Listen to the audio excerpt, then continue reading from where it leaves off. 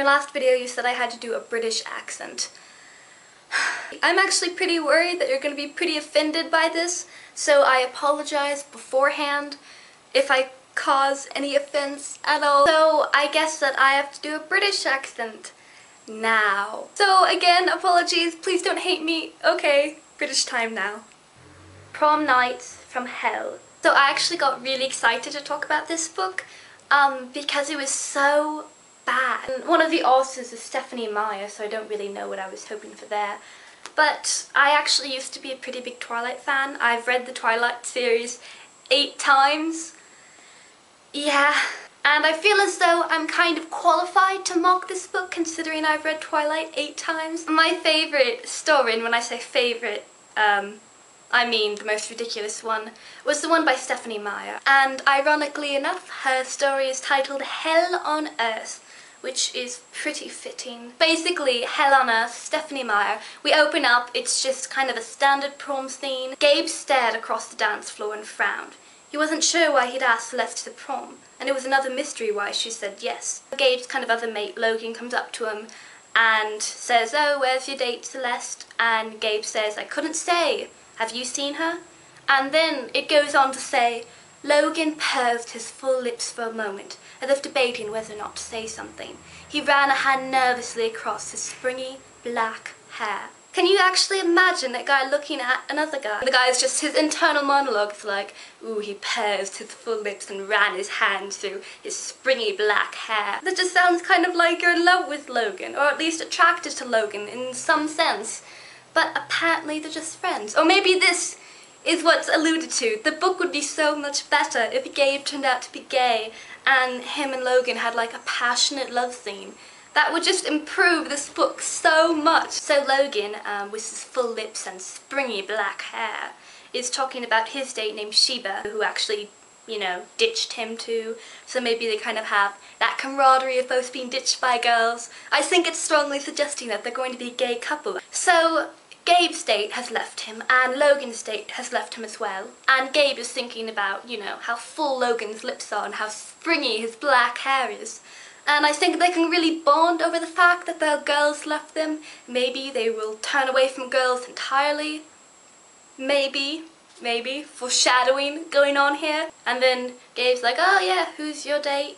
And Logan says, "That new girl, Sheba. She's a little intense but really gorgeous, kinda exotic." Really, I could never see guys talking to each other and like casually like, "Yeah, new girl, she's pretty exotic." And so Logan goes off to dance with a different girl and Gabe is just kind of by himself. And the book goes on to say, for just a moment his eyes locked on one girl, on her back, as she was walking away from him. The girl's hair was black and glossy, with a mirror-like sheen. She wore a spectacular floor-length dress the colour of flames. As Gabe watched, her earrings flashed once, like little red sparklers. And then Gabe, being the gentleman that he is, starts to stalk this girl. She's going into the girl's restroom, and he just kind of follows her there, a bit creepy. Again, it wouldn't be Stephenie Meyer if the male protagonist wasn't really creepy. And it says Gabe was breathing hard with the effort of not following this girl into no man's land. Alright, so the girl's walking into the bathroom and he kind of wants to follow her, but he's like, yeah, I can't really go in the girl's bathroom. And so he's breathing hard with the effort. So he's just standing in front of a girl's bathroom like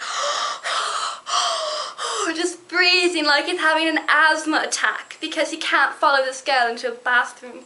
Oh my god. He seems very interested in fashion. He describes her dress as a work of art and talks about like how the train is kissing the floor, which I think is kind of pushing him in the gay direction. He should definitely get up with Logan. I think they'd be fantastic together. But I guess he's just gonna stalk the girl. I thought this was from Logan's perspective, but now it's actually dipped inside Sheba's perspective. Apparently Sheba's like a demon and she's using her magical demon powers to cause misery. She goes into a bathroom stall and she's kind of harnessing her demon powers. And it says, the girl in the red dress clenched her teeth tightly together. From between them a hot spurt of bright flame shot out and singed black patterns into a thin layer of tan paint on the metal wall. So this sounds really comical, like there's like fire shooting from between her teeth. She started to pant. She started to pant, struggling with an invisible weight, and the fire burned hotter, stick fingers of red crackling against the cold metal. The fire reached up to her hair, but did not scorch the smooth, inky locks. Traces of smoke began to seep from her nose and ears. It then says, a shower of sparks popped from her ears as she whispered one word through her teeth. Melissa. This is a literal quote from Hell on Earth by Stephenie Meyer. A shower of sparks popped from her ears. It's just so comical. It's like a Tom and Jerry cartoon. And so Sheba's just kind of going about kind of possessing people a little bit, kind of pushing them in an evil direction, so all the dates are breaking up, and goes into kind of the back alleyway, and she hears a voice, and the voice says, feeling homesick, Shebe? A woman's voice purred. Checks Jezebel Aunt Bol Malphus. The girl in the red dress growled. What are you doing here? So formal, little sister? What do I care for sisters? True, our exact parentage is shared by thousands. That's such a thinly veiled way to develop backstory. Sheba snorted derisively.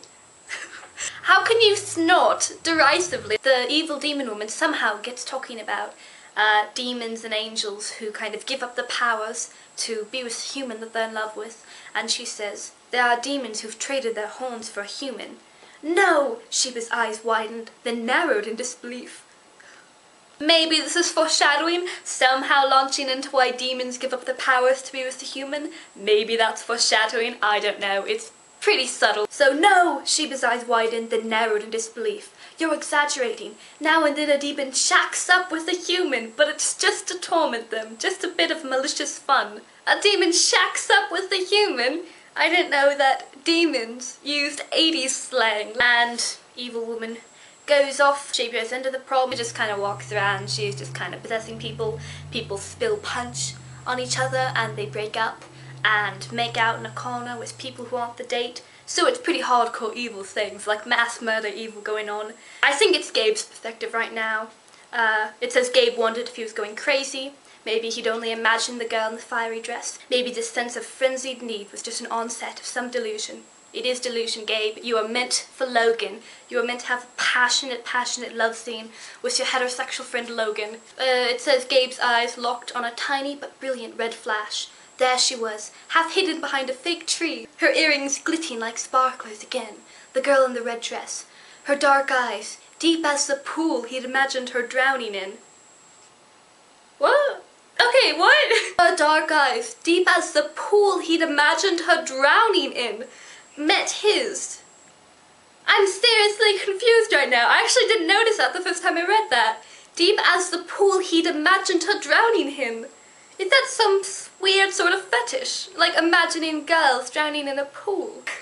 I just screamed that really loud, and I think my windows are open so all my neighbours just heard me scream, is that some sort of fetish, drowning girls in a pool? So, in like a falsetto British accent, which is really great.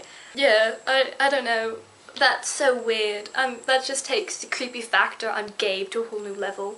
So Gabe goes up to the girl, goes up to Sheba, kind of been stalking her, kind of has a bit of a crush on her, because she's so exotic looking. And he opened his mouth to introduce himself when suddenly the girl's careful expression melted into one of shock. Shock? Or horror? Her pale lips fell apart, and he heard a little gasp escape them. Her stiff posture crumpled as she began to collapse. Gabe jumped toward her and caught her in his arms before she could fall. Alright, that's pretty chivalrous of you, Gabe. Points for that. Now it's just in Sheba's perspective. Alright. Sheba's knees buckled when her fires went out.